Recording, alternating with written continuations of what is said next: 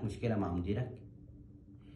مديرك او رئيسك ده مطلع عينك، بيخصم لك، حطك في دماغه، بيجازيك، مش بيكافئك، مش بيرقيك، مخنوق منه، بيخنقك.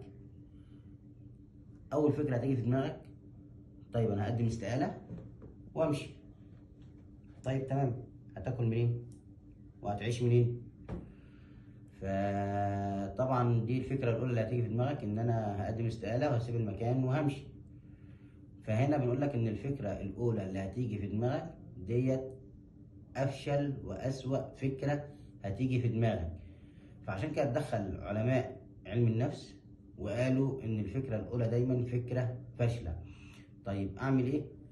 فكر تاني، عشان لما تفكر تاني هتقول طيب ما هتلاقي حل تاني، بدل ما اقدم استقالة وامشي، لا طب ما انا ممكن اروح اشتكيه للي اعلى منه، اشتكيه للاتش ار، اشتكيه لمديره.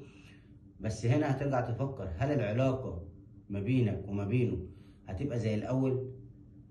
هتبقى في علاقة مودة والشغل زي الاول، ولا هتبقى مش طايقه وهو مش طايقك؟ فهنا هتفكر فكرة تانية، طب ما انا امشي اموري معاه واشتغل كويس واعمل اللي عليا لحد يا اما الامور تتصلح والدنيا تبقى كويسة، وبرضو منها ان انا محافظ على دخلي وبشوف شغل تاني في مكان تاني، وابتدي الفترة ديت ان انا اخد كورسات واطور من نفسي عشان اعرف اقدم في مكان احسن. فهنا هتلاقي ان الفكرة التالتة احسن.